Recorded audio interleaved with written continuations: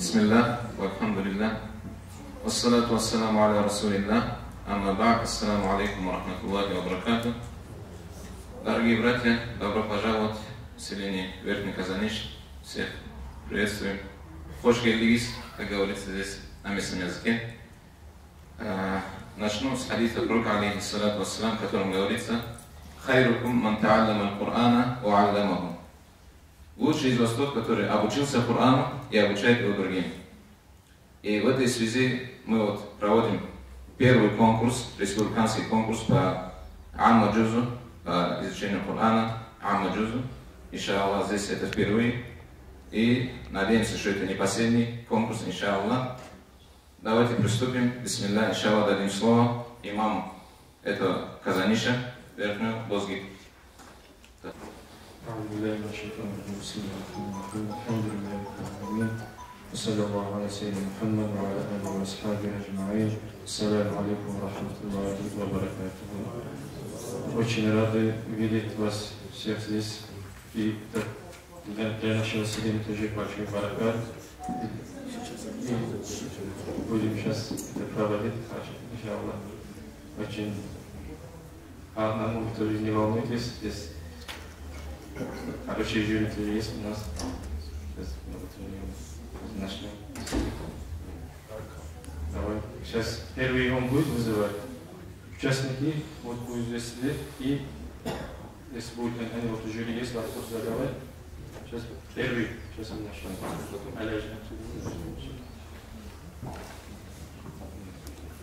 Дай Аллах тауфик всем участникам. Машаллах, у нас сегодня здесь молодые такие участники. Иншаллах, покажите, как надо правильно читать. Первый называется Акаев Абу Бакр. Хасаев Пускарен Индирей. Бисмилlah. اذهب إلى فرعون إنه طغى. Не слышно. اذهب إلى فرعون إنه طغى. بسم الله الرحمن الرحيم. اذهب إلى فرعون إنه طغى فقل هل لك إلى أن تزكى وأهديك إلى ربك فتخشى فأراه الآية الكبرى فكذب وعصى ثم أدبر يسعى فحشر فنادى فقال أنا ربكم الأعلى فأخذه الله نكال الآخرة والأولى إن في ذلك لعبرة لمن يخشى أأنتم أشد خلقا أم السماء بناها رفع سمكها فسواها وأغطش ليلها وأخرج ضحاها والأرض بعد ذلك. بسم الله الرحمن الرحيم. والسماء ذات البروج. بسم الله الرحمن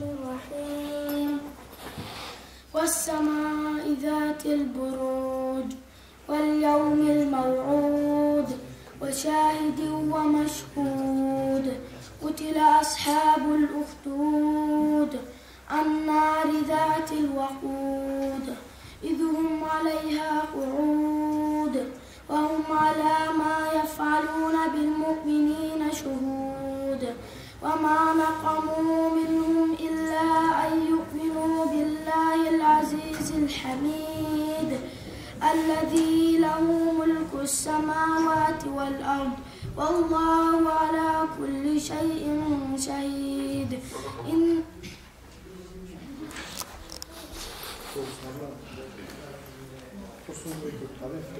بسم الله الرحمن الرحيم. والليل إذا يغشى.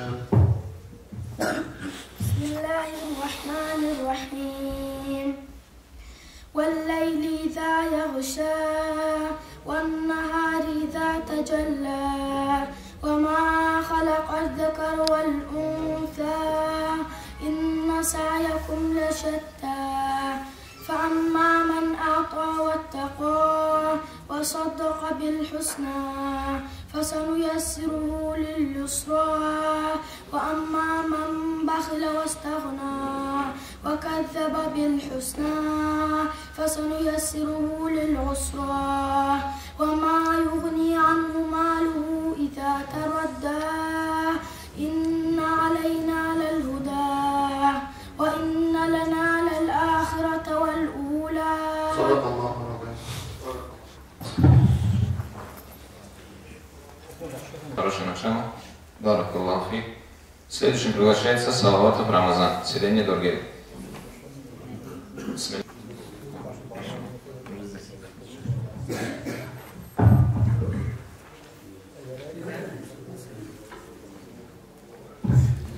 بسم الله الرحمن الرحيم. لا أقسم بهذا البلد. أعوذ بالله من الشيطان الرجيم. بسم الله الرحمن الرحيم. لا أقسم بهذا البلد وأنت حل بهذا البلد ووالد وما ولد لقد خلقنا الإنسان في كبد أيحسب أن لم يقدر عليه أحد يقول أهلكت مالا لبدا أيحسب أن لم يقدر عليه أحد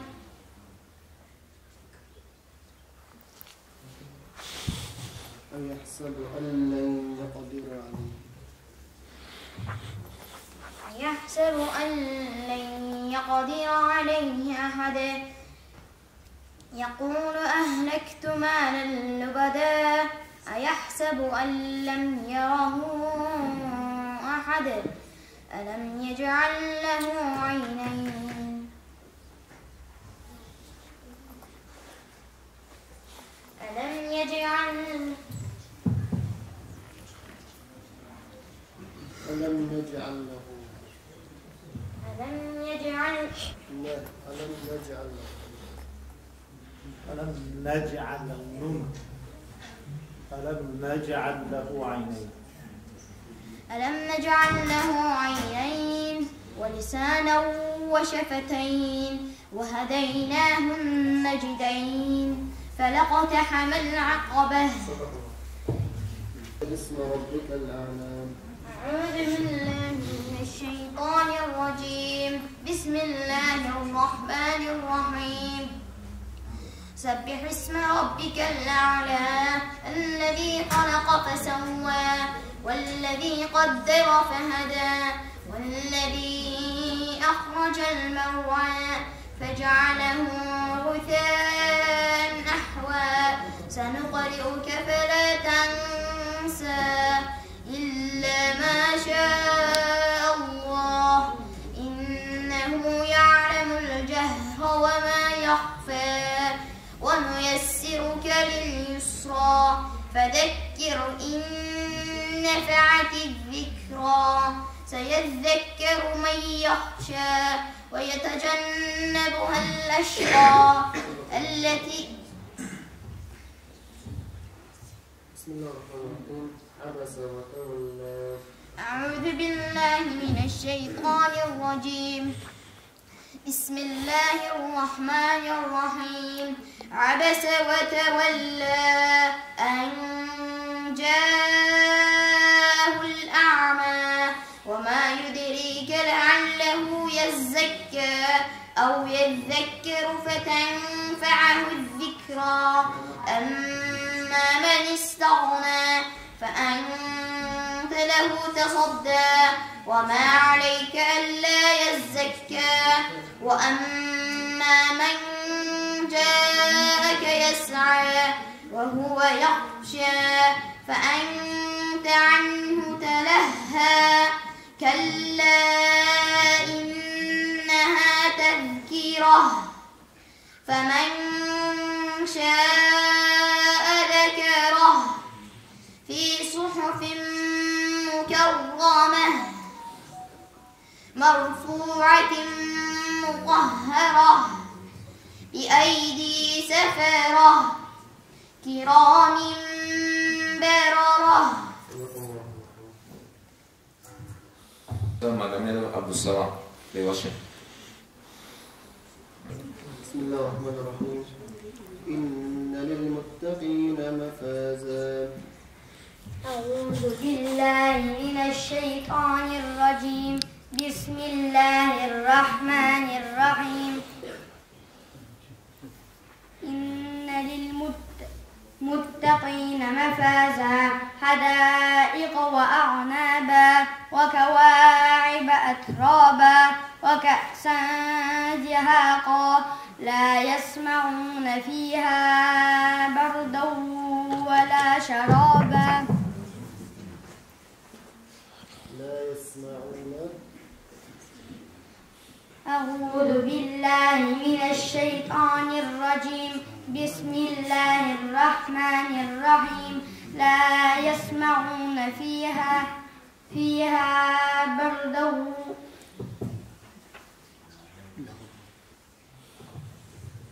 لا يسمعون فيها لغوا ولا كذابا. أعوذ بالله من الشيطان الرجيم. بسم الله الرحمن الرحيم. لا يسمعون فيها لغوا ولا كذابا جزاء من ربك عطاء حسابا. رب السماوات والأرض وما بينهما الرحمن لا يملكون منه خطابا. يوم يقوم الروح والملائكة صفا لا يتكلمون إلا من أذن له الرحمن وقال صوابا. ذلك اليوم الحق فمن شاء اتخذ إلى ربه مآبا.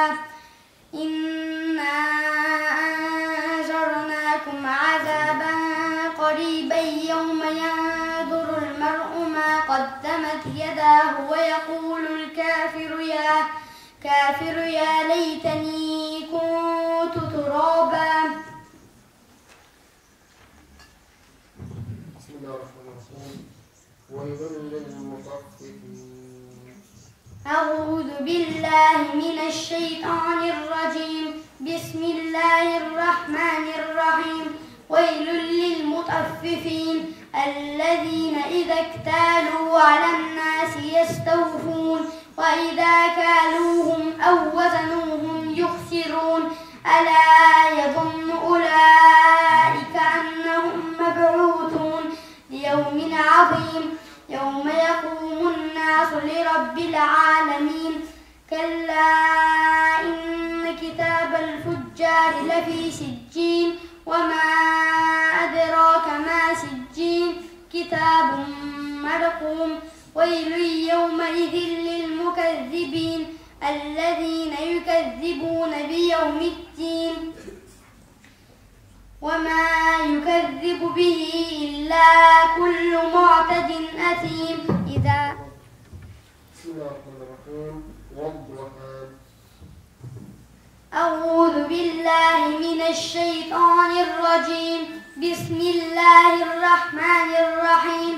والضحى والليل إذا سجى ما ودعك ربك وما قلى وللآخرة خير لك من الأولى ولسوف يعطيك ربك فترضى ألم يجدك يتيما فآوى ووجدك ضالا فهدى ووجدك عائلا فأغنى فأما اليتيم فلا تقهر وأما السائل فلا تنهر وأما السائل فلا تنهر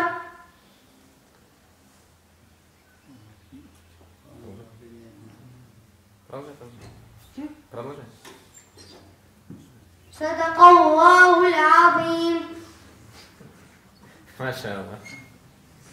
وأما بنعمة ربك فحدث.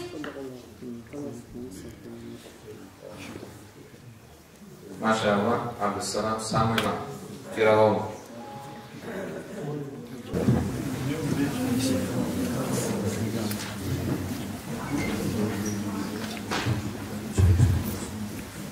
بسم الله الرحمن الرحيم.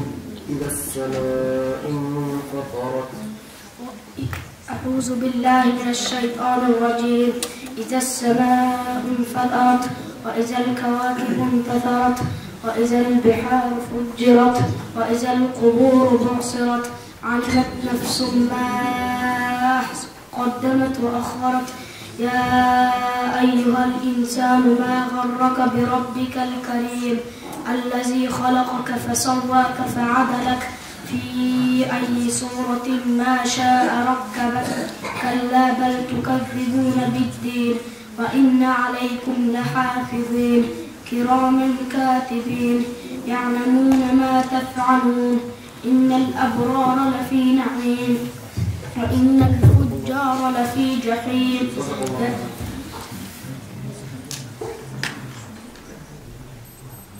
بسم الله الرحمن الرحيم. والسماء والطارق. أعوذ بالله من الشيطان الرجيم. بسم الله الرحمن الرحيم.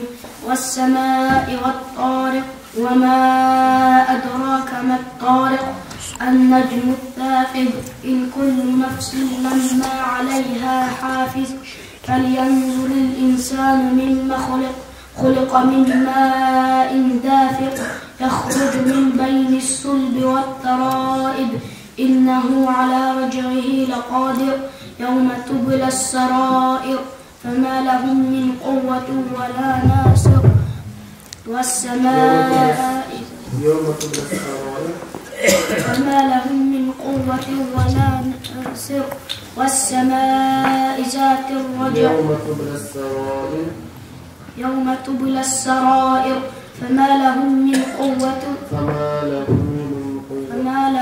من قوة ولا ناصر والسماء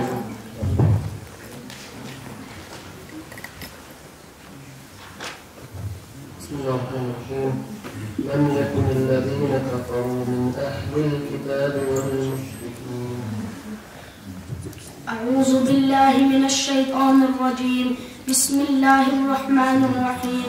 لم يكن الذين كفروا من أهل الكتاب والمشركين منفكين حتى تأتيهم البينة رسول من الله يتلو صحفا مطهرة فيها كتب قيمة وما تفرق الذين أوتوا الكتاب إلا من بعد ما جاءتهم البينة وما أمروا إلا ليعبدوا الله مخلصين له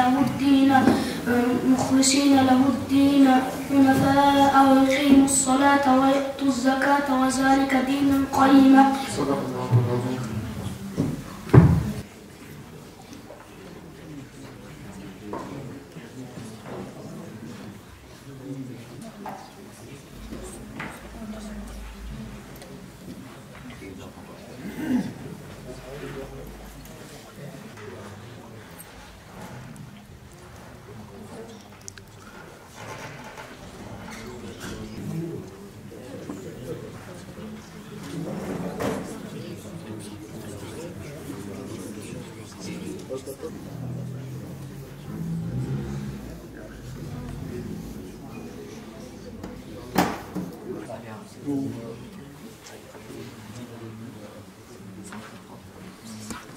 Дорогие братья, пока немного технические работы ведутся, дабы время тоже напрасно не проходило, дадим, иншаллах, слово районному имаму.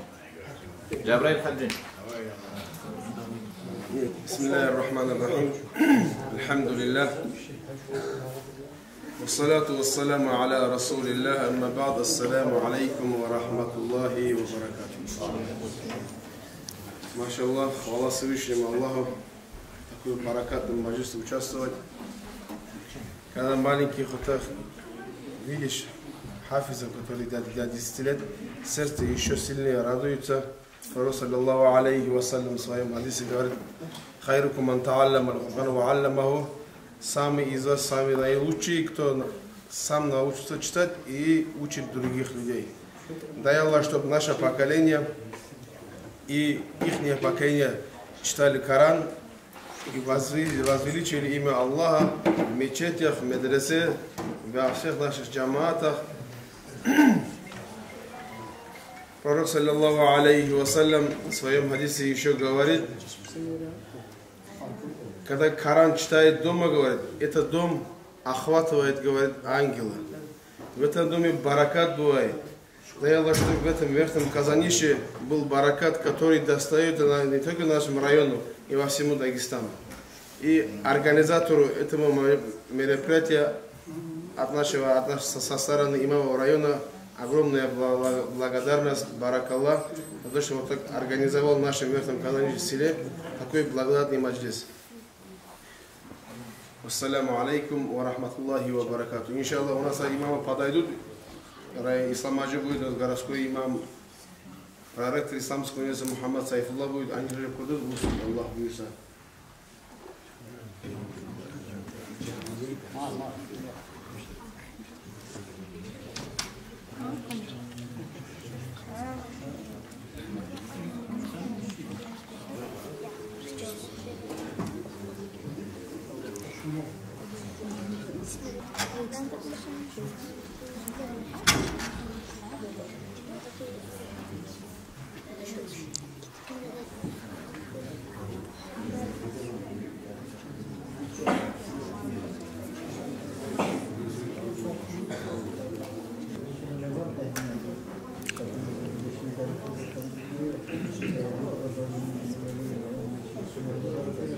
Участника, который уже здесь готов, ждет, Асадулаев Мухаммад Кировал.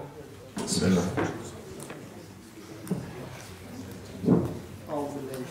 بسم الله الرحمن الرحيم. إذا الشمس كورت. بسم الله الرحمن الرحيم. فإذا جاءت الطامة الكبرى.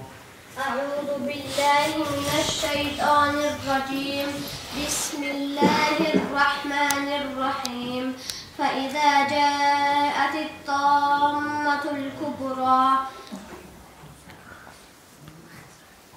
يوم يتذكر الإنسان ما سعى وبرزت الجحيم لمن يرى فأما من طغى وآثر الحياة الدنيا فإن الجحيم هي المأوى وأما من خاف مقام ربه ونهى النفس عن الهوى فإن الجنة هي المأوى يسألونك عن الساعة أيان مرساها فيما أنت من ذكراها إلى ربك منتهاها إنما أنت منذر من يخشاها كأنهم يوم يرونها لم يلبثوا إلا عشية أو ضحاها.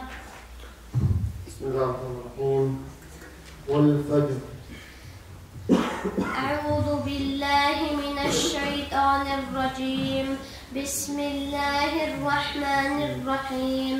والفجر وليال عشر والشفع والوتر والليل إذا يسر هل في ذلك قسم لذي حجر ألم تر كيف فعل ربك بعاد إرم ذات العماد التي لم يخلق مثلها في البلاد وثمود الذين جابوا الصخر بالواد وفرعون ذي الأوتاد الذين طغوا في البلاد فأكثروا فيها الفساد فصب عليهم ربك صوت عذاب إن ربك لبالمرصاد.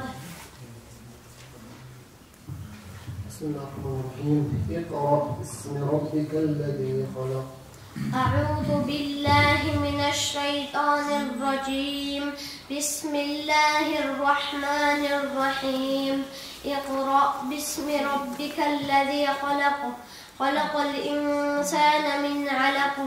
اقرأ وربك الأكرم الذي علم بالقلم علم الإنسان ما لم يعلم كلا إن الإنسان ليطغى أن رآه استغنى إن إلى ربك الرجعى أرأيت الذي ينهى عبدا إذا صلى أرأيت إن كان على الهدى أو أمر بالتقوى أرأيت إن كذب وتولى.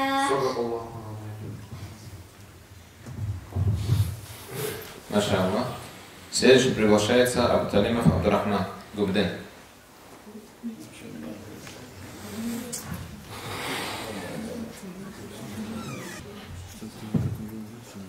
بسم الله الرحمن الرحيم. إذا السماء انشقت. الرحمن الرحيم.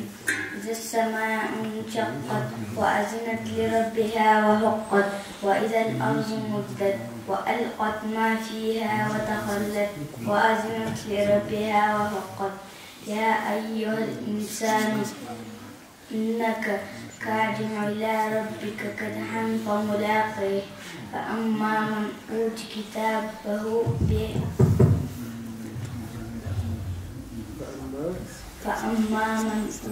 كتابه وراء ظهره فسوف يدعو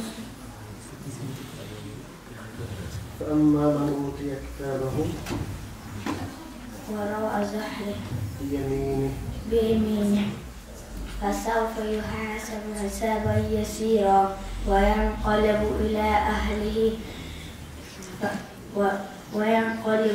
أهله منقلب فكيه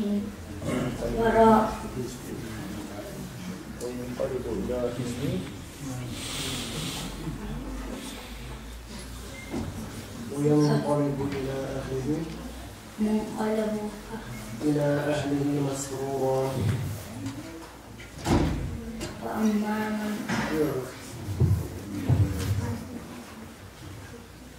بسم الله الرحمن الرحيم. والشمس وضحاها. بسم الله الرحمن الرحيم. والشمس ضحاها والشمس وضحاها والقمر إذا تلاها والنهار إذا جلاها والليل إذا يغشاها والسماء وما بناها والأرض وما طحاها والنفس وما سواها فألهمها فجورها وتقواها قد أفلح من زكاها وقد خاب من دساها كذبت ثمود بطغواها إذ انبعث أشقاها فقال رسول الله. بسم الله الرحمن الرحيم. القارعة ما القارعة. بسم الله الرحمن الرحيم. القارعة ما القارعة وما أدراك ما القارعة يوم يكون الناس كالفراش المبثوث وتكون الجبال كالعهن المنفوش فأما من ثقلت موازينه فهو في عيشة راضية وأما من خفت موازينه فأمه هاوية وما أدراك ما هي نار حامية.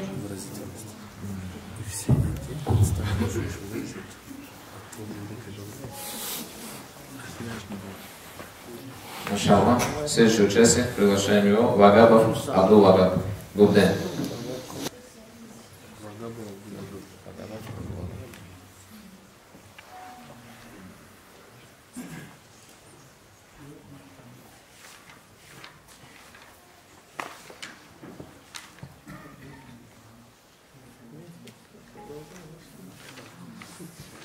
بسم الله الرحمن الرحيم والنازعات غرقا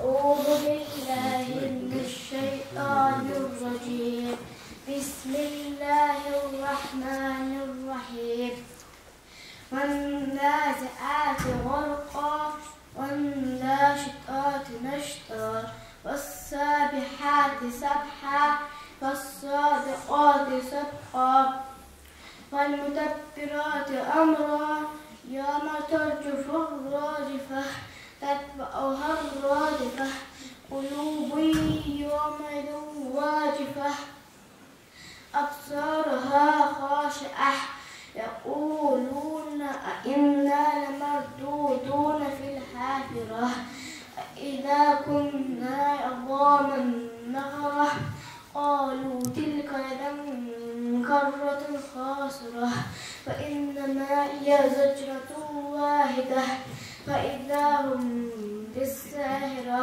صدق الله.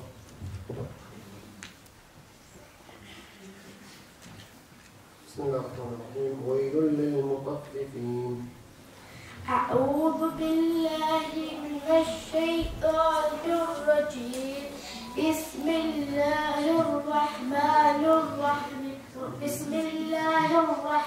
الرحيم ويل للمطففين الذين إذا اكتالوا على الناس يستوفون وإذا كالوهم أو وزنوهم يخسرون ألا يظن أولئك أنهم مبعوثون ليوم عظيم يوم يقوم الناس لرب العالمين كلا إن كتاب الفجار لفي سجين وما أدراك ما سجين كتاب مرقوم ويل يومئذ للمكذبين.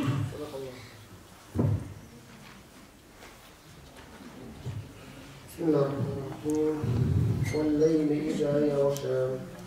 أعوذ بالله من الشيطان الرجيم بسم الله الرحمن الرحيم والليل إذا يغشى والنهار إذا تجلى وما خلق الذكر والأنثى إن سعيكم لشتى فأما من أتى واتقى وصدق بالحسنى فسنيسره لليسرى وأما من بخل واستغنى وكذب بالحسنى فسنيسره للعسرى وما يغني عنه ماله إذا تردى إن علينا للهدى وإن لنا للآخرة والأولى فانذرتكم نار تلظى.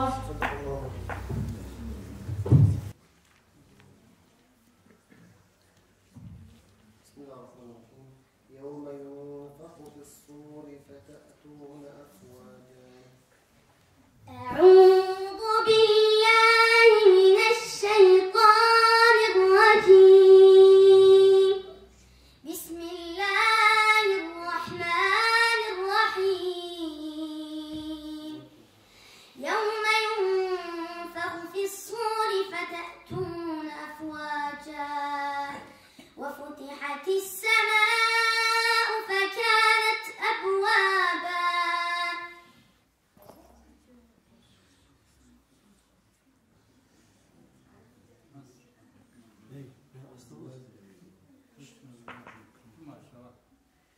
ما شاء الله ما شاء الله.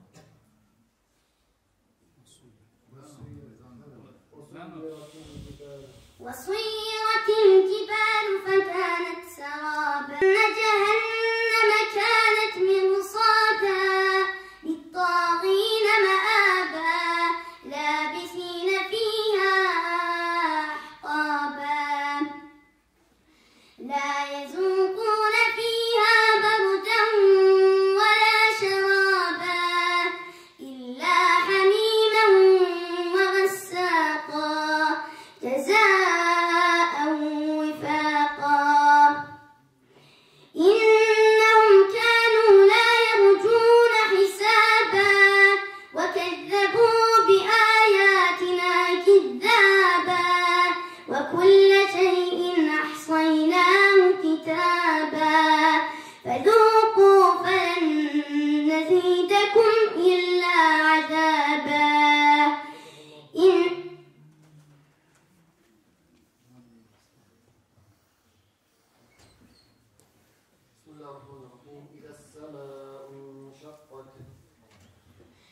بسم الله الرحمن الرحيم إذا السماء انشقت وأذنت لربها وحقت وإذا الأرض مدت وألقت ما فيها وتخلت وأذنت لربها وحقت يا أيها الإنسان ما غرك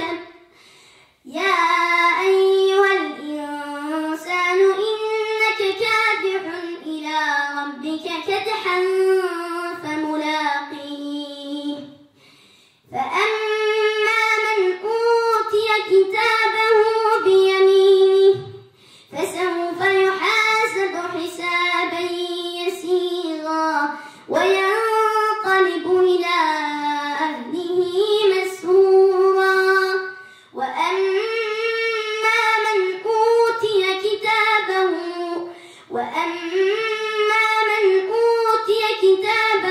وراء ظهره فسوف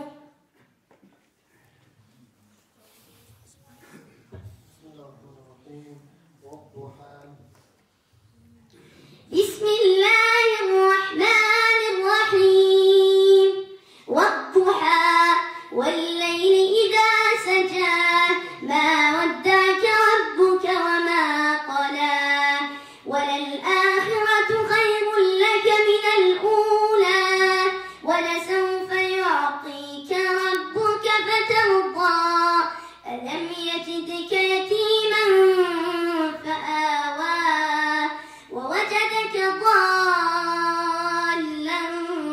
فهدى ووجدك عائلا فأغنى فأما اليتيم فلا تقهر وأما السائل فلا تنهر وأما بنعمة ربك فحدث.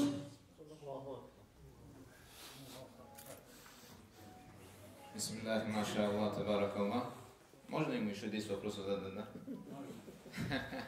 Маша Аллах, на самом деле некоторые чтецы бывают такие, которые хочется слушать и слушать. Не хочется, чтобы они прерывали свое чтение. Маша Аллах, наш вот этот младший брат, один из таких. И вообще все очень хорошо читают, все молодые, у всех прекрасные голоса. Поэтому не уставайте постоянно говорить Маша Аллах, табаракаллах. Бисмиллахир-рахманир-рахим. فلينظر الإنسان إلى طعامه. أعوذ بالله من الشيطان الرجيم. بسم الله الرحمن الرحيم.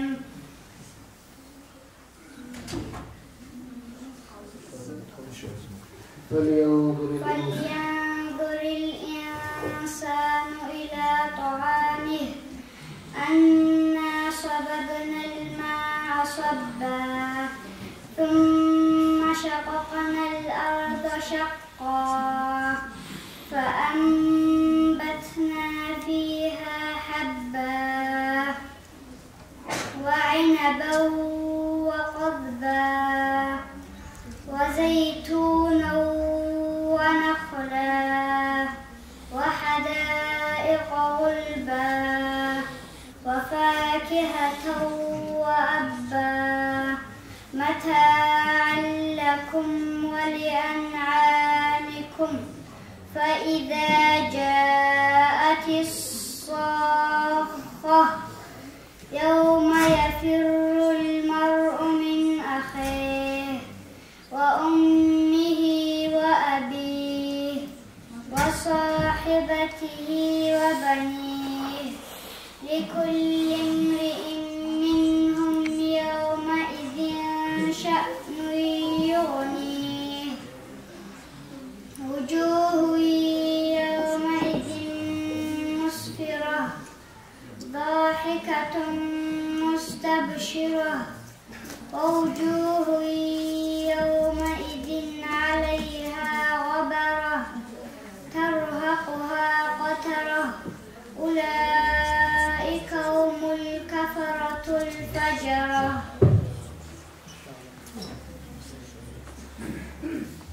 بسم الله الرحمن الرحيم. سبح اسم ربك الأعلى. بسم الله الرحمن الرحيم.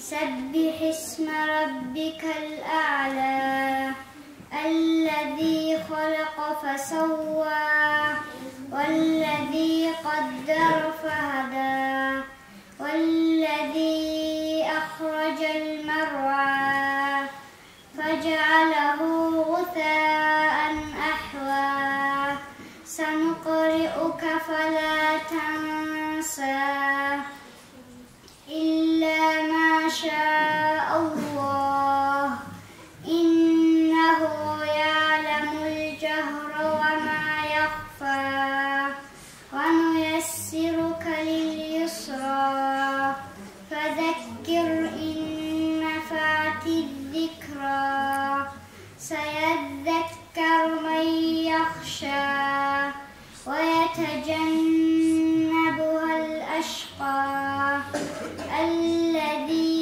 يصلى النار الكبرى ثم لا يموت فيها ولا يحيا.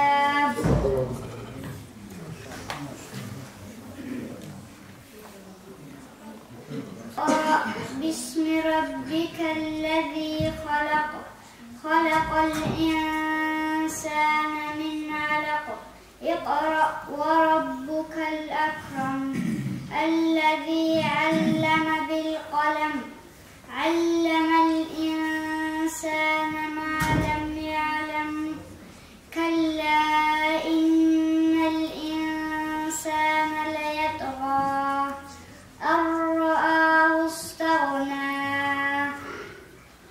إن إلى ربك الرجعى أرأيت الذي ينهى عبدا إذا صلى أرأيت إن كان على الهدى أو أمر بالتقوى أرأيت إن كذب وتولى. صدق الله. ما شاء الله. ما شاء الله. Sljedeći učesnik.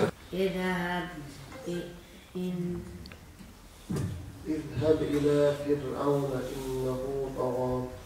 اذهب إلى فرعون إنه طغى فقل هل لك إلى أن تزكى وأهديك إلى ربك فتخشى فأراه الآية الكبرى وكذب وعصى ثم أدبر يسعى فحشر فنادى فقال أنا ربكم الأعلى فأخذه الله نكال الآخرة والأولى إن في ذلك لعبرة لمن يخشى أأنتم أشد خلقا أم السماء بناها رفع سمكها فسواها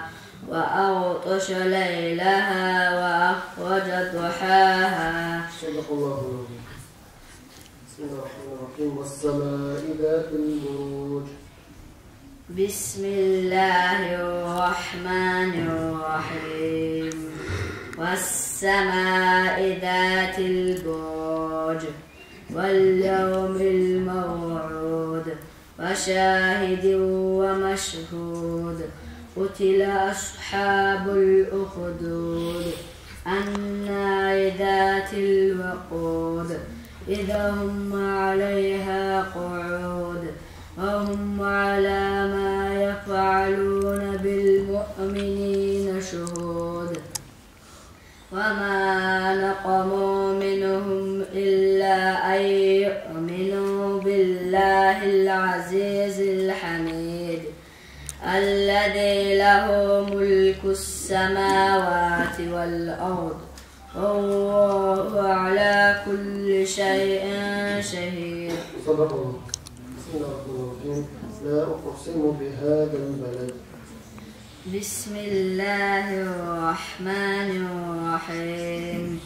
لا أقسم بهذا البلد وأنت حل بهذا البلد ووالد وما ولد لقد خلقنا الإنسان في كبد أيحسب أن لن يقدر عليه أحد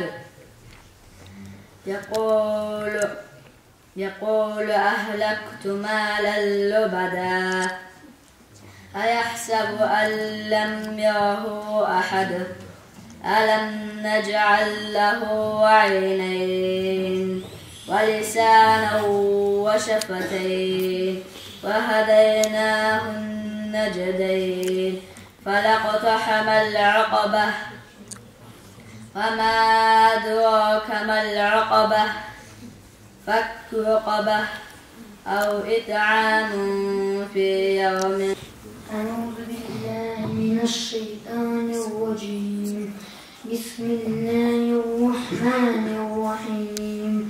إذا الشمس كورت وإذا النجوم انكدرت وإذا الجبال سيرت وإذا العشار عطلت وإذا الوحوش حشرت وإذا البحار سجرت وإذا النفوس زوجت وإذا الموءودة سئلت بأي ذنب قتلت وإذا الصحف نشرت وإذا السماء كشطت وإذا الجحيم سعرت وإذا الجنة أزلفت علمت نفس ما أحضرت فلا أقسم بالخنس. بسم الله الرحمن الرحيم. هل أتاك حديث الغاشية. بسم الله الرحمن الرحيم.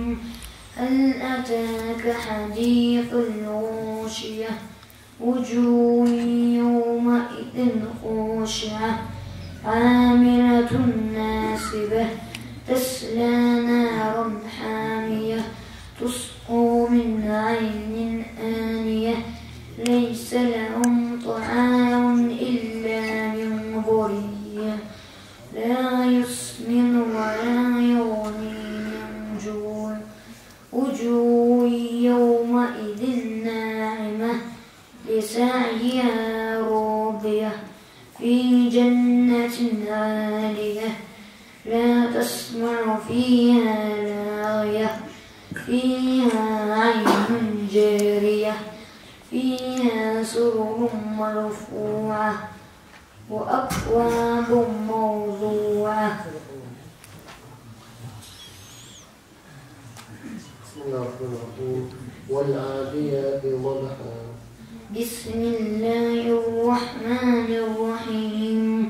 والعاديات ضبحا فالموريات قدحا والمغيرات سبحا فأثرن به نقعا فوسطن به جمعا إن الإنسان لربه لكنود وإنه على ذلك لشهيد وإنه لحب الخير لشديد أفلا يعلم إذا بعثر ما في القبور وحصل ما في الصدور إن ربهم بهم يومئذ لخبير.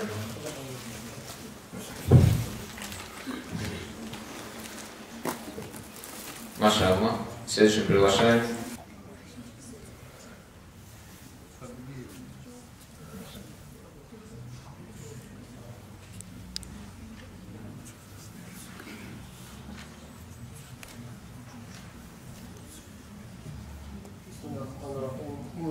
للمتقين مفازا.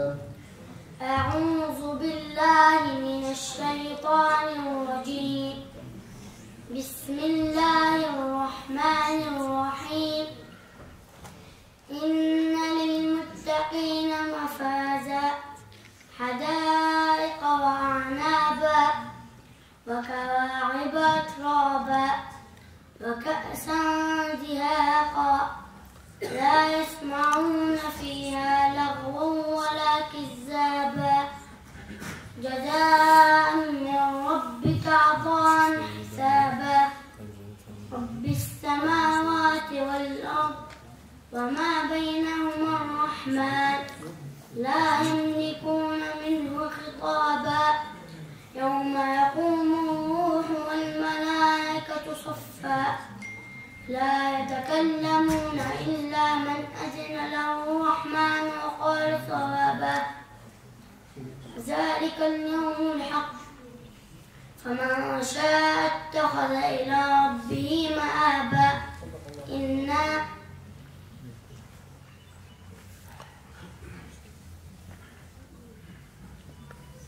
بسم الله الرحمن الرحيم سبح اسم ربك الأعلى أعوذ بالله من الشيطان الرجيم بسم الله الرحمن الرحيم سبح اسم ربك الأعلى الذي خلق فسوى والذي قدر فهدى والذي أخرج المرعى فجعله غثاء أحوى سنقرئك فلا تنسى إلا ما شاء الله إنه يعلم الجهر وما يخفى ونيسرك لليسرى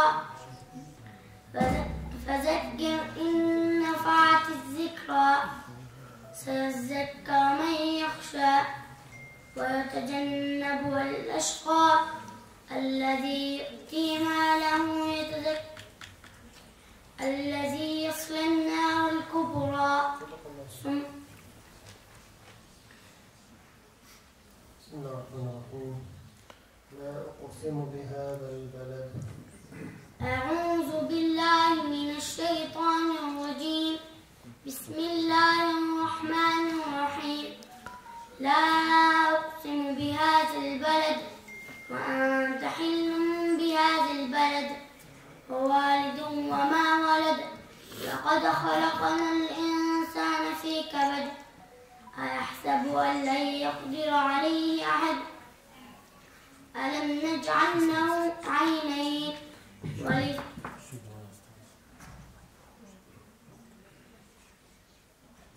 يحسب أن لن يقدر عليه أحد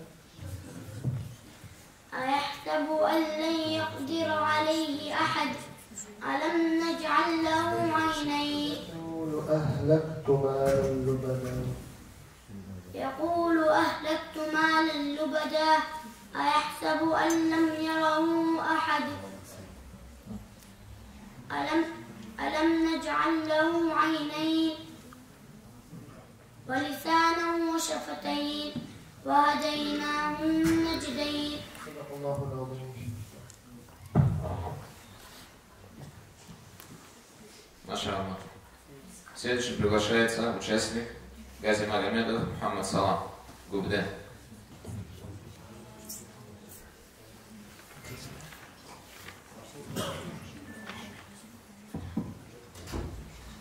بسم الله الرحمن الرحيم عبس وتولى أن جاءه الأعمى وما يدريك لعله يزكى أو يذكر فتنفعه الذكرى أما من استغنى فأنت له تصدى وما عليك ألا يزكى وأما من جاءك يسعى وهو يخشى فأنت عنه تلهى كلا إنها تذكرة فمن شاء ذكره في صحف مكرمة مرفوعة مطهرة بأيدي سفرة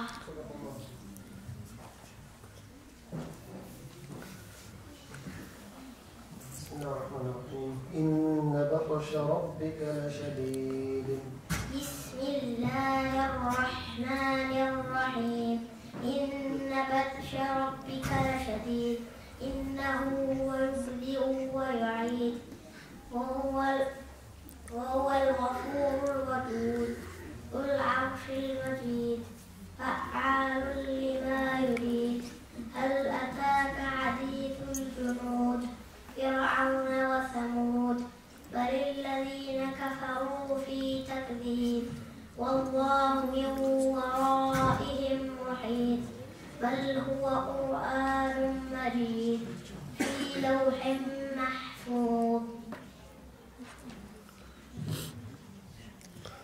بسم الله الرحمن الرحيم والشمس وضحاها بسم الله الرحمن الرحيم والشمس وضحاها والقمر إذا تلاها والنهار إذا جلاها والليل إذا يغشاها والنهار إذا جلاها والليل وما والسماء وما بناها والأرض وما طحاها ونفس وما سواها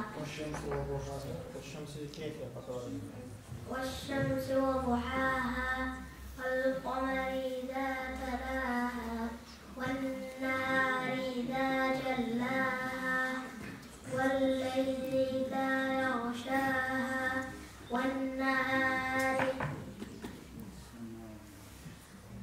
والسماء وما بناها والأرض وما طحاها ونفس وما سواها فألهمها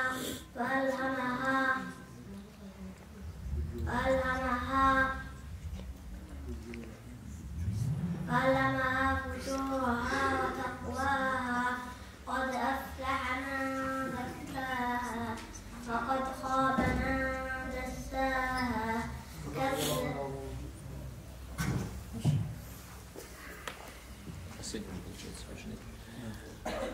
Maša Allah, i vozvoje se na scenu posljednji učesnik Sa'dujev Abu Bakr Adana. Bismillah. Maša Allah.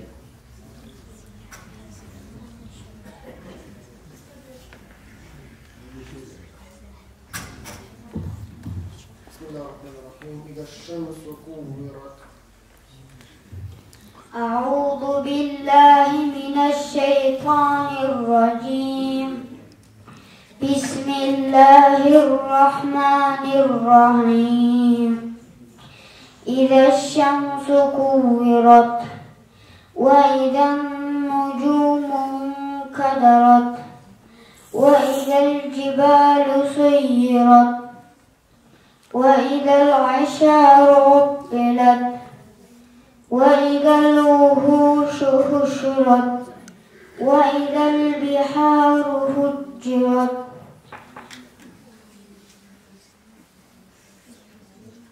وإذا الوحوش حشرت وإذا البحار سجرت وإذا النفوس زوجت وإذا الموءودة سئلت بأي ذنب قتلت وإذا الصحف نشرت وإذا السماء كشطت وإذا الجحيم. بسم الله الرحمن الرحيم هل أتاك حديث الغاشية أعوذ بالله من الشيطان الرجيم بسم الله الرحمن الرحيم هل أتاك حديث الغاشية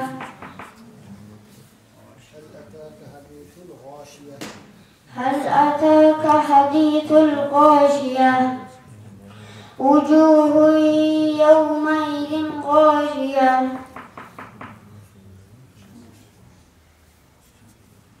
وجوه يومئذ يومئذ خاشعة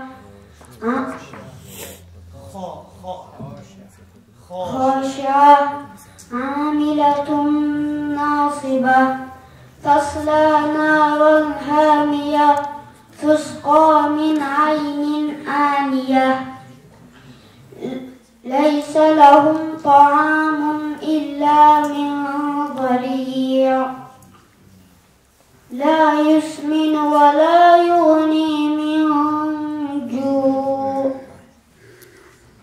وجوه يومئذ ناعمة لسعيها راضية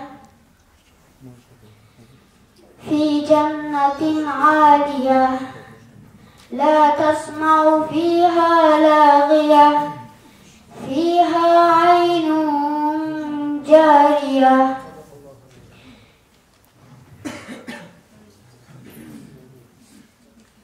بسم الله الرحمن الرحيم والتين والزيتون أعوذ بالله من الشيطان الرجيم بسم الله الرحمن الرحيم والتين والزيتون وطور سينين وهذا البلد الأمين لقد خلقنا الإنسان في أحسن تقويم ثم رددناه أسفل سافلين إلا الذين آمنوا وعملوا الصالحات لهم أجر غير ممنون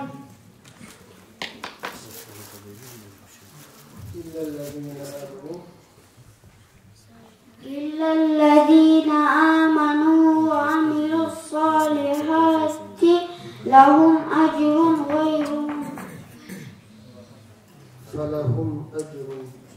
فلهم أجر غير ممنون فما يكذبك بعد بالدين أليس الله بأحكم الحاكمين.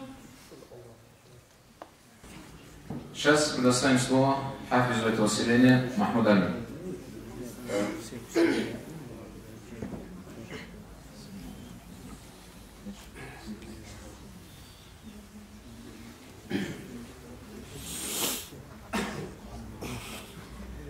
أعوذ بالله من الشيطان الرجيم بسم الله الرحمن الرحيم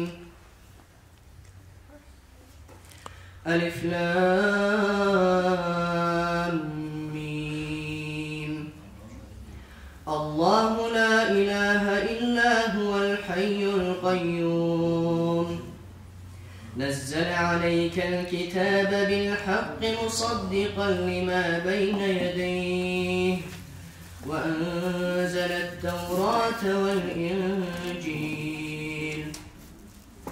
من قبل هدى للناس وأنزل الفرقان إن الذين كفروا بآيات الله لهم عذاب شديد والله عزيز ذو انتقام إن الله لا يخفى عليه شيء في الأرض ولا في السماء هو الذي يصوركم في الأرحام كيف يشاء لا إله إلا هو العزيز الحكيم هو الذي أنزل عليك الكتاب منه آيات محكمات هن أم الكتاب وأخر متشابهات فأما الذين في قلوبهم زيغ فيتبعون ما تشابه منه ابتغاء الفتنة وابتغاء تأويله وما يعلم تأويله إلا الله والراسخون في العلم يقولون آمنا به كل من عند ربنا وما يذكر إلا أولو الألباب صدق الله العظيم. Маша Аллах. Речь Аллаха прекрасна. Как вы все заметили, здесь присутствует многоуважаемый Сахаджи, поэтому ему слово не дать, конечно, было бы неправильно. Сахаджи, микрофон ждет тебя.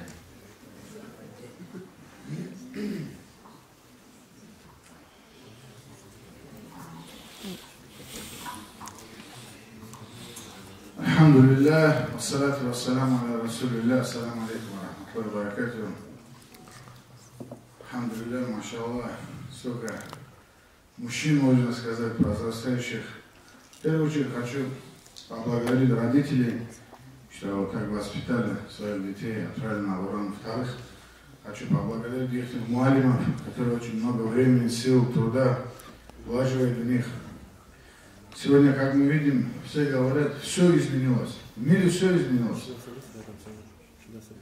То, что 5 лет назад некрасиво было для нас, сегодня люди выставляют в Инстаграм и радуются этими грехами. Поэтому хоть весь мир изменится, хоть что бы ни изменилось, давайте мы, мусульмане, не будем изменяться, иншаллах. Пускай что хочет изменяется, кто хочет изменяется. У нас есть Коран, у нас есть Сунна. И если мы будем исследовать, она, иншаллах, никогда не изменится. И она не дает измениться человеку в другую плохую сторону. Если мы будем держаться Корану и Сунне, иншаллах, праведных наших предшественников, 4 имамов, иншаллах, и у нас все будет хорошо. Всевышний Аллах в Коране говорит: «Я аюхаллазина аману, амину». О те, которые уверовали, уверуйте. Вот смотрите, итакилля, бойтесь Аллаха. Давайте мы посмотрим, вот на улице мы сегодня все живем, видим, боятся ли сегодня люди Аллаха? Мы же видим, что не боятся. Но у Аллаха, как глаза закроются в судный день, даже когда в могилу попадут, уже они начнут жалеть, они будут просить Аллаха, верни нас на место, но не смогут. Вот это дети, вот это все, иншаллах, вот такое у нас должно быть будущее поколение. Которые дети ходят на Коран, которые дети ходят в мечеть, их родители зина не делают, они сами зина не будут делать.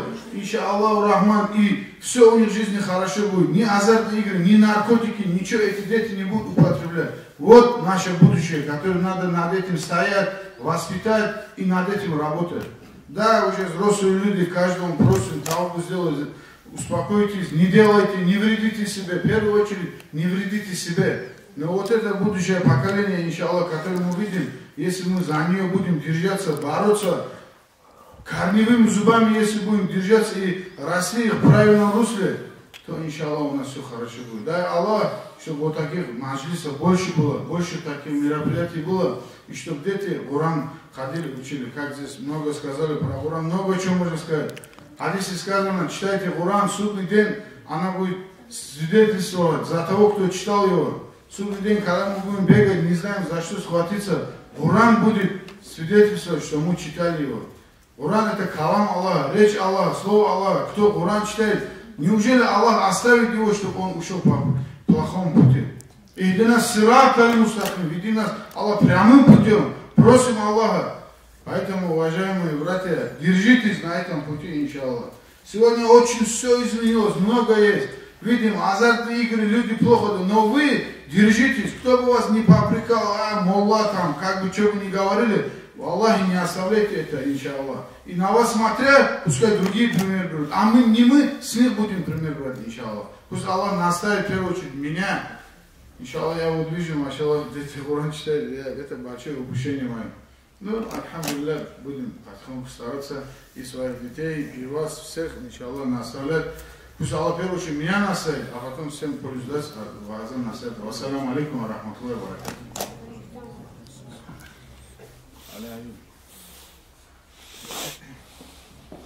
Еще пару слов хотел сказать. Баракаллах, организатором есть один наш брат. Он остался в тени, он с этого села. Вот это все организовал, на себя взял. Вот Саид Мухаммад тоже большой баракаллах, что вот так много чего организовал, собрал. наши старшие, которые нашли время, пришли, от Гудинских даже приехали, машаллах, Аусалам, Ажи, машаллах, Баракаллах, что прибыли. Иншаллах, если мы вот так будем все оставлять, хотя бы месяц, один раз вот такие маджлисы собираться, у нас и имам будет, и все будет, иншаллах. Аллах не оставит тех, кто Коран читает. Даже если он чуть-чуть будет уходить, кто самый милосердный? Ар-Рахман ар-Рахим. Аллах будет нас, иншаллах, уберегать от этого. Баракаллах. Баракаллах, Сахаджи, как всегда, очень необходимое, хорошее напоминание сделал. Баракаллах. А также слово дать не могу, не оставить без слова Аксакала Губдинского. Абсалим, пожалуйста. Вам туда микрофон или сюда? Ассаламу алейкум ва рахматуллахи ва баракатух. Очень хороший маджлис. Иншаллах, в дальнейшем тоже будем собираться. Когда мы соберемся, Аллах нас никогда не забудет, что баракаллах, кто здесь собрал нас и организовал. И большое спасибо, которые нас учатся вот это всему та'алиму, и чтобы они дальше учились и учились. Ассаламу алейкум ва рахматуллахи.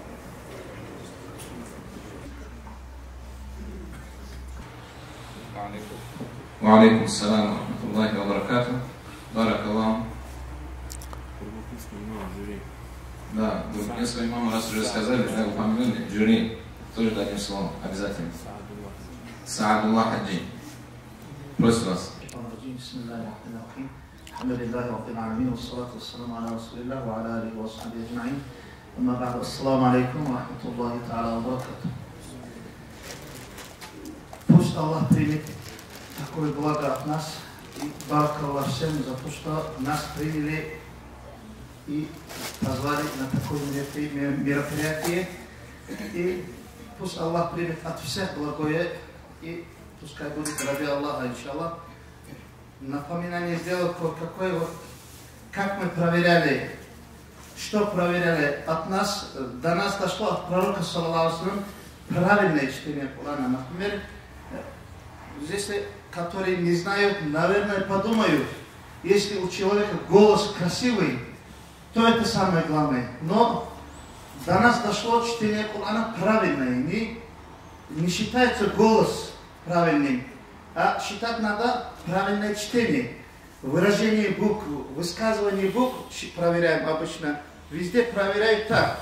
Вот были ребята на чтение, на голос красиво читали, но у них ошибки в чтении были. Сейчас подумать, наверное, могут, которые не знают людей, почему он же красиво читал, чем другой. Почему его выбрали, почему тому не отдали место. Но до нас дошло не так, поэтому мы стараемся проверить правильное чтение, высказывание букв, как он выражает слово Аллаха, как нас научили, мы стараемся других тоже проверять и учить так. Пусть Аллах даст нам сил, чтобы мы изучали дальше тоже правильное чтение Корана. И то, что сейчас собрались эти ребята, если они не вышли на первые места, не значит, что они проиграли. Они все выигравшие тех, которые сюда не пришли, не выступали и не показали себя. И не надо огорчаться, если не получил место. Наоборот, надо радоваться и стараться на следующий раз еще больше показать себя. Пусть Аллах тауфик сделает всем, и тем, которые сюда не пришли, не присутствовали, и тем, кто здесь был, и не очень себя красиво показал. Им тоже, и нам тоже пусть Аллах тауфик сделает делать добро и показывать себя в добром нраве. И баракаллах всем. Джазакум Аллах. Ассаламу алейкум.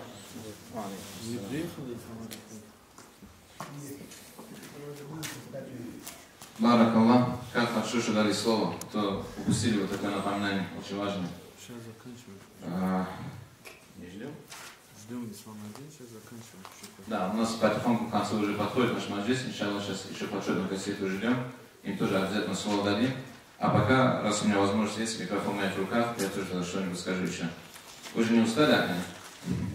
В общем, машаллах, как Иса Хаджи наш подметил, потому что вот эта молодежь, это на самом деле наше будущее. И вот каково будет наше будущее, зависит от того, как мы сегодня будем их, да, на это внимание обращать. Инвестиции, да, все знают. Сегодня вкладываешь, завтра получаешь прибыль. Вот эти люди, если мы будем больше инвестировать в них, больше вкладывать в них, иншаллах, завтра и здесь, и в дуня, и в судный день, мы, иншаллах, увидим плоды. И, конечно же, Коран это самое лучшее. Вот хочу подметить, вот бывает такое, что родители, очень такое, да, вот, обращение к родителям, бывает так, что родители, когда их спрашиваешь, почему твой ребенок не ходит на уроки, там, допустим, в 7 часов вечера уроки, либо утром в 9 часов, он может ответить, в это время у него тренировки. Из-за тренировок он не ходит на уроки по Корану. Это неправильно. Коран это калям Аллах, речь Аллаха. Она на первом месте. Все остальное потом. Имам Газали, рахимахуллах, говорит, тарку тартиби фил хайрат мин джумляти шурур. Оставление, соблюдение принципа приоритетности в благих деяниях, это в общем это как зло. В общем, понимаете, именно даже в хороших деяниях тоже есть принцип приоритетности. То есть это лучше другого. Да, тренировки хорошо, да, там уроки по английскому хорошо, да, это другое хорошо. Но есть то, что в первую очередь надо соблюдать. И это изучение Корана. Все родители хотят, чтобы их дети были лучшими. Пророк, алейхиссалату вассалам, не оставил этот вопрос. Он вам сказал, хайрукум ман та'аллама аль-Кур'ана ва аллямаху. Лучший из вас тот, кто обучился Корану и обучает его другим. На самом деле, каждый родитель хочет, чтобы его ребенок был лучшим. Но порой родители не знают, в чем лучшее для ребенка, в чем благо для ребенка. Но пророк, алейхиссалату вассалам, опять-таки не оставил этот вопрос, да, без ответа. Есть. Обязательно вот, подумайте, в первую очередь, ваш ребенок, когда будет изучать Коран, все двери ему откроются. Уверяю вас, вот просто посмотрите на хафизов Корана. Вот здесь, которые сидят, другие есть по всему миру. Это люди, которые добились всего. Это люди, у которых психологических проблем нет, никаких проблем нет у них. И хоть даже у них что-то в дуне есть или нету никаких проблем. Почему? Потому что Аллах дал им самое важное, самое дорогое. И это Коран. То, что Аллах возвысил, уре ни в коем случае не принижайте. Сперва Коран, потом тренировки, потом что-то. То есть сперва Коран, потом постройте любую вещь под Коран. 7 часов Коран если, 8 часов сделайте тренировки. Вот это большая просьба к родителям. Иншаллах, сейчас тогда еще немного подождем, как придут гости наши. Вручать будем после, да? В принципе, готово все. Тогда давай сейчас приступим к церемонии вручения. Иншаллах, они когда подойдут, им слово тоже дадим.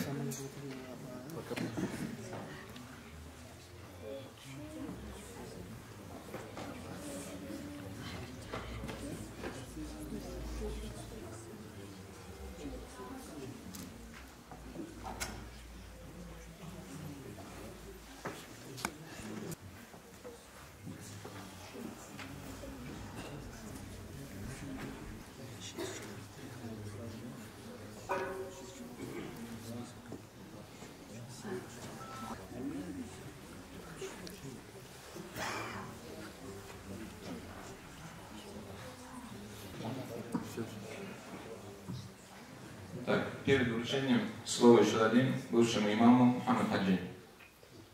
Просим вас. Здесь тоже от сердца идет. И ассаламу алейкум рахматуллах. Как вам удобно? На русском все поймут.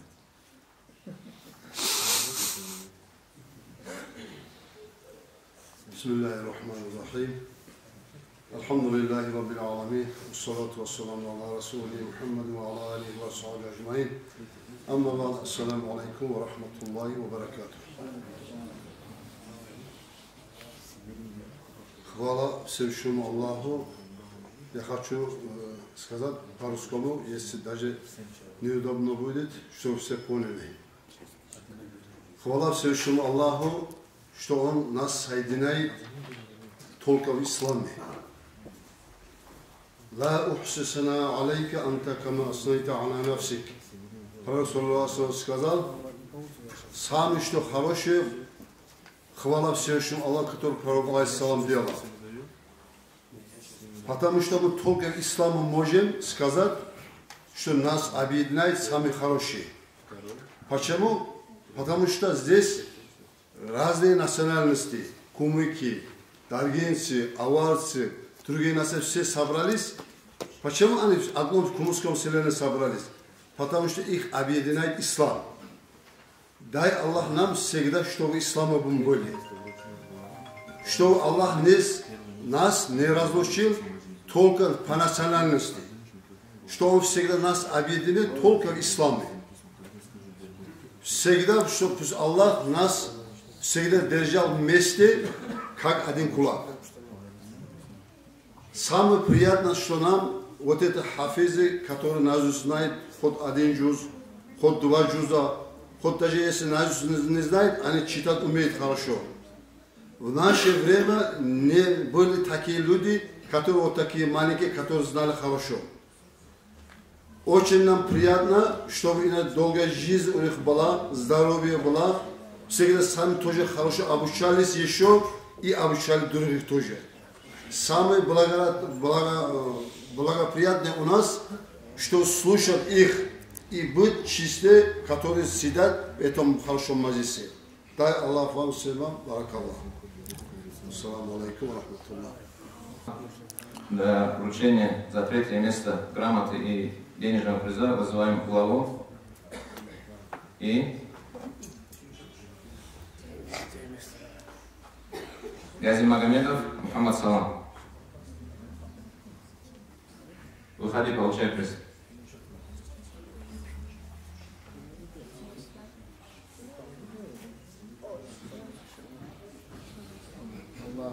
Грамота, денежный приз в размере 8000 рублей и Коран. Конечно же, Коран самое ценное. Прямо с Кораном, прямо с Мекки. Держи.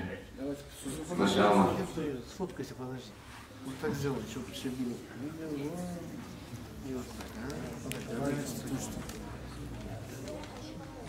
Смотрим сюда, смотрим.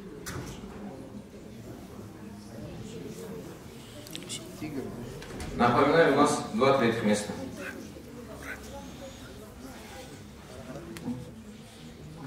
Это у нас Магдилаев Сулейман. Третье место. Также получает грамоту.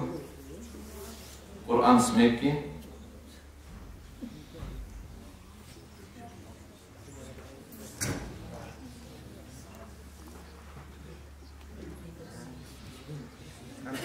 И денежный приз в размере 8000 рублей.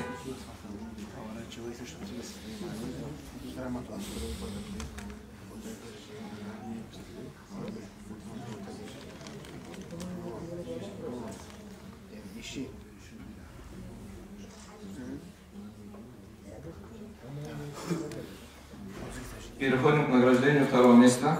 Денежный приз уже чуть больше здесь, 13 000 рублей. Также грамота. Османов Мухаммад. И, конечно же, Коран. Награждает сам имам.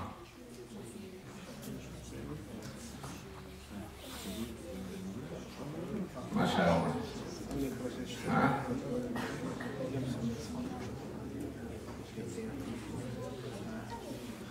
Все же помните, да, как он читал? Иншаллах, ему еще раз слово дадим. Никто же не против? Машаллах.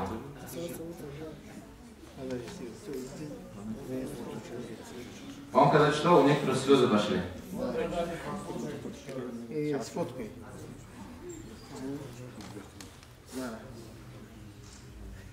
Первое место, главный приз, путевка на умра и 5000 рублей. И, конечно же, грамота. Это у нас Гаджиев Саид. Машаллах. Аллаху Акбар.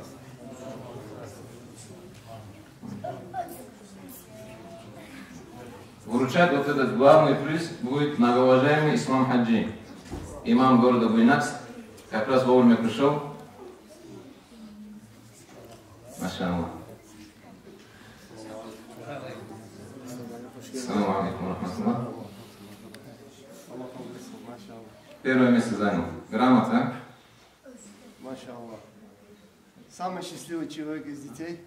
Желаю тебе счастья, удачи, ильму, чтобы ты был алимом, хафизом. Машаллах. Также путевка на умра. Это не все, стой. Путевка на умра. Держи, вот так держи. Сам Хаджи вручает. Бисмилля. Дербент Тур. Путевка на умра от компании Дербент Тур.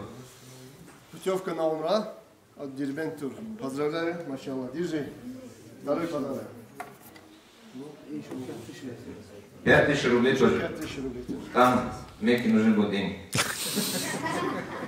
И Коран, конечно же, Коран тоже с Мекки. Ислам Хаджи вручайте. Стой, фоткайся, стой. Давай фоткайся, так держи. Вот его то покажи, вот так, вот. Так держи.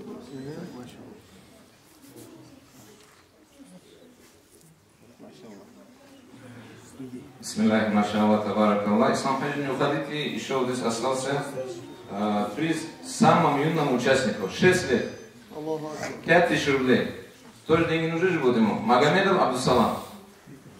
И Коран тоже, конечно же, с Мекки, машаллах.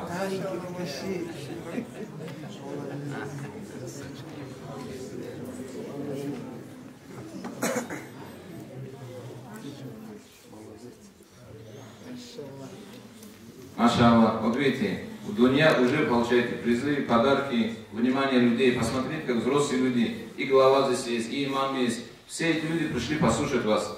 Уже Аллах поднимает тех, кому Коран дал, Аллах их поднимает. Поэтому не останавливайтесь на этом пути, до конца идите, иншаллах, хафизами тоже станьте, полностью Корана, и такие конкурсы будут проводиться, конечно же, еще. Будьте готовы. Иншаллах, конечно же, мы даем слово многоуважаемому Ислам Хаджи.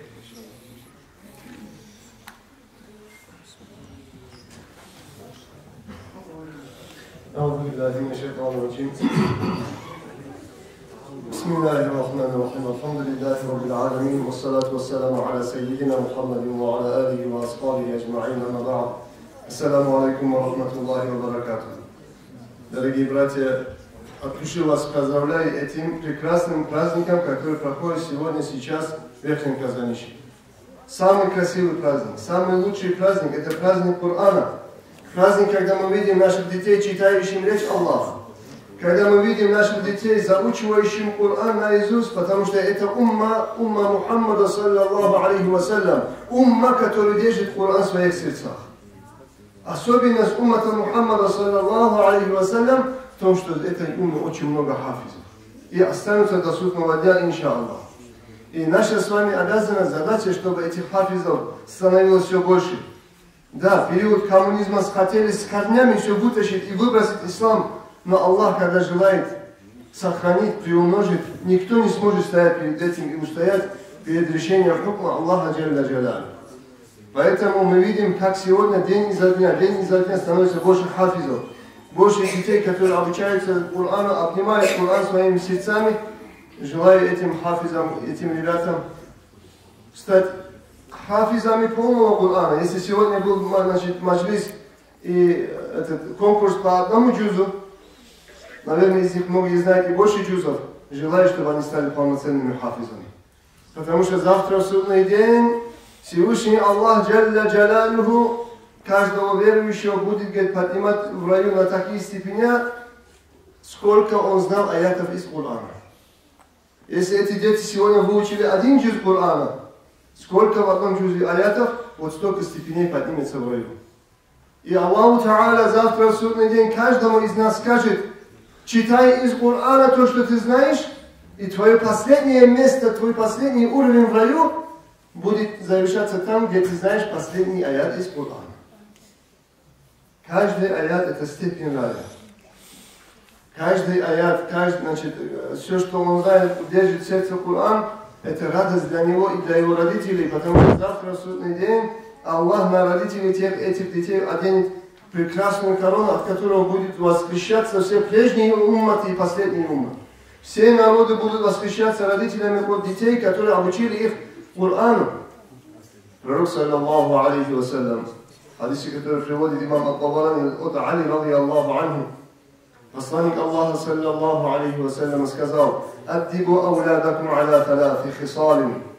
Вы, говорит, воспитывайте ваших детей в 3 качествах.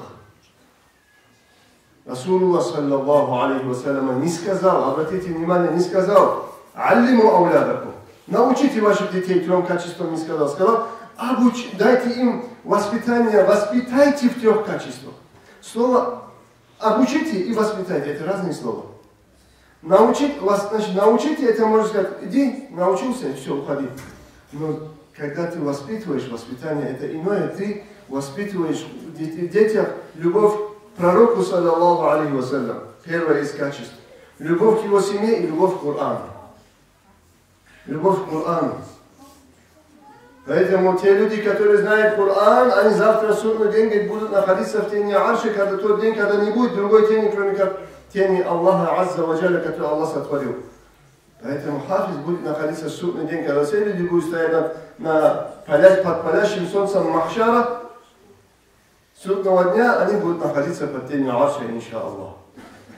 И наша с нами обязанность, задача, дорогие братья, чтобы мы воспитали, не просто сказали, информацию дали и забыли, нет, мы должны их воспитать. Воспитать это значит внушить им любовь. Любовь к кому? В первую очередь любовь к пророку, алейхиссалату вассалам. Мы видим много людей, когда у них есть Коран, но нет любви к пророку, алейхиссалату вассалам, говорят много таких слов, которые их выводят из ислама. Почему? Потому что нет любви к пророку, саллаллаху алейхи вассалам. Если была бы любовь к пророку, алейхиссалату вассалам, они не боролись бы, не дрались бы с мавлидами, где восхваляют любимца Аллаха, пророка, посланника Аллаха, саллаллаху алейхи вассалям. Если была бы любовь, они не воспрепятствовали бы людям посещать могилу пророка, алейхиссалату вассалям. Значит, что? Они получили Коран без любви. А здесь должна быть в первую очередь любовь к пророку, алейхиссалату вассалям. Любовь к его семье, потом уже в третьем месте идет Коран. С любовью, когда человек, ребенок получает Коран, этот Коран делает его счастливым. Поэтому просим, дорогие братья, у Аллаха тауфик для наших братьев, младших, чтобы Аллах им дал силы, тауфик завершить Коран до конца. Иншаллах, мы будем, наверное, в дальнейшем их видеть в других конкурсах по полному, Корану, по всем джузам Корана, иншаллах. Хочу также поблагодарить тех людей, которые стали причиной, чтобы прошел этот конкурс. Для тех, кто принял участие в организации этого конкурса. Для всех, всех, кто пришел на этот конкурс, все, кто оказали материальную поддержку, подарили призы, подарили счастливый приз, большой приз Умра, или для родителей, близких, кого они посчитают нужными, родители ребенка. Иншаллах, это счастье для них. Поздравляю всех. Желаю всем тауфик, чтобы в дальнейшем таких маджлисов в каждом селе проходило больше и больше. Ассаламу алейкум ва рахматуллахи та'аля ва баракату.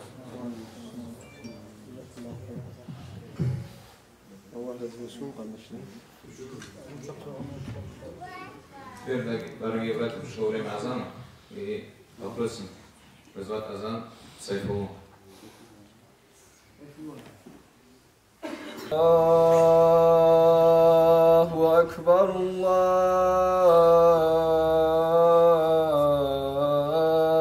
الله أكبر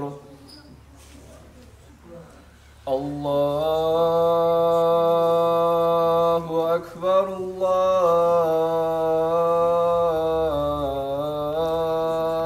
الله أكبر أشهد أن لا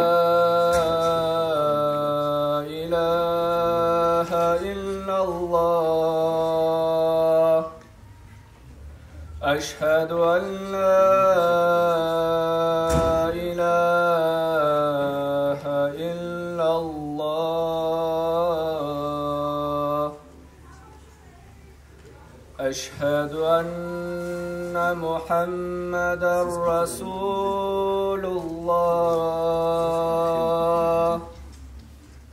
أشهد أن محمدا رسول الله حي على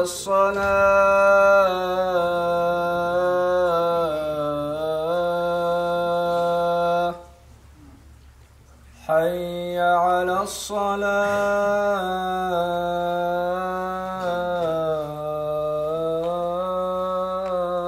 الصلاة حي على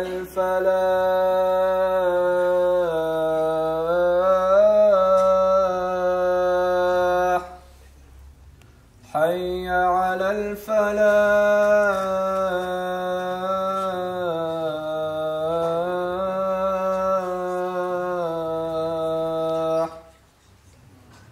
الله أكبر الله أكبر لا إله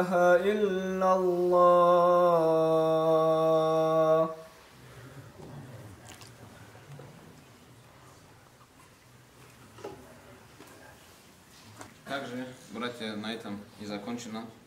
Призы все еще есть. Уже слышу. На этом еще не все, еще призы есть. Есть добровольцы, машаллах, в этом селе, которые хотят от себя еще подарить некоторые призы некоторым участникам. Хусейн.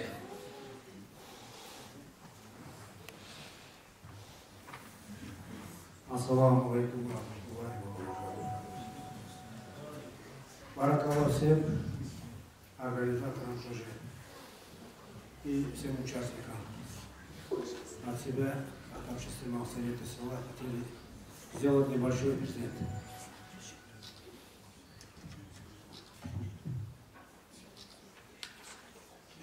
Гаджиев Саид Мусалау. Первое место. Первое место.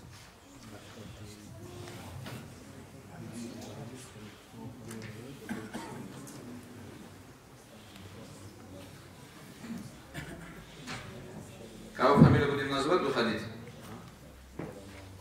Плохо вам точно не будет. Машаллах. Дальше у нас Османов Магомед Губден. Второе место.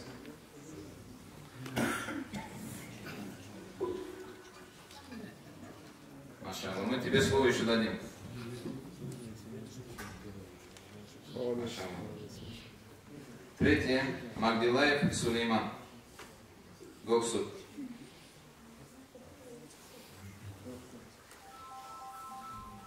Что у нас в конвертах? Большой приз.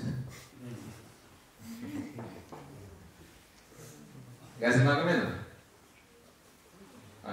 Муталимов не ушел, да, еще? Муталимов Сулейман, где? Ушел? Ну ладно, его конверт в сторону пока уберем. Гази Магомедов, Магомед Салам, Губден. Двойное третье место.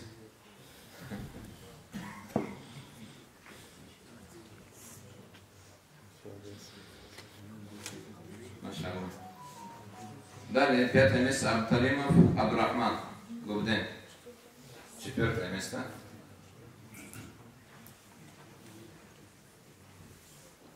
Машаллах. Рахманов Абдулла.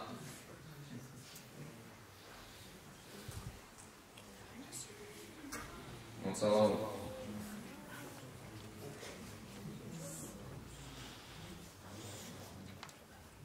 И последнее, Насухов Юсуф, тоже Муцалау.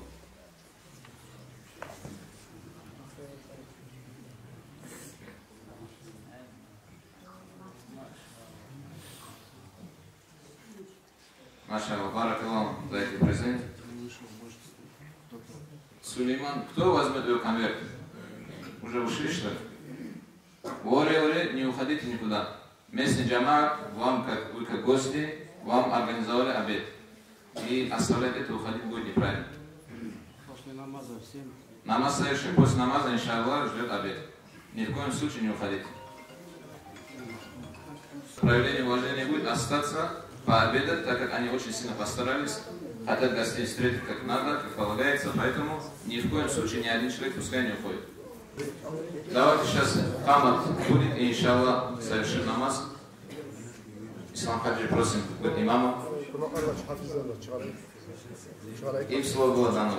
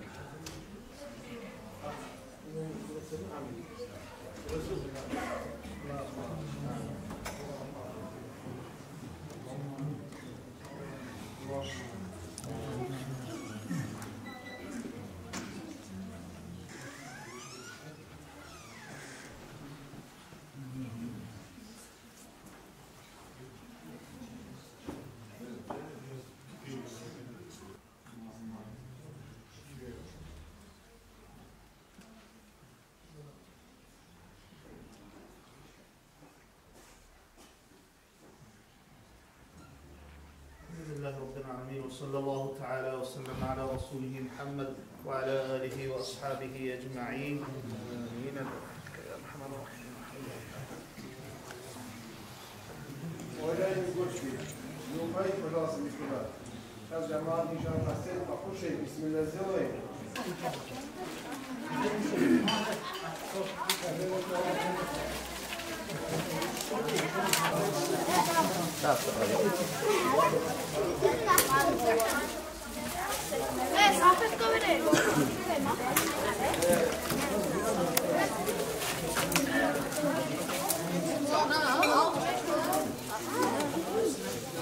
Hafiz.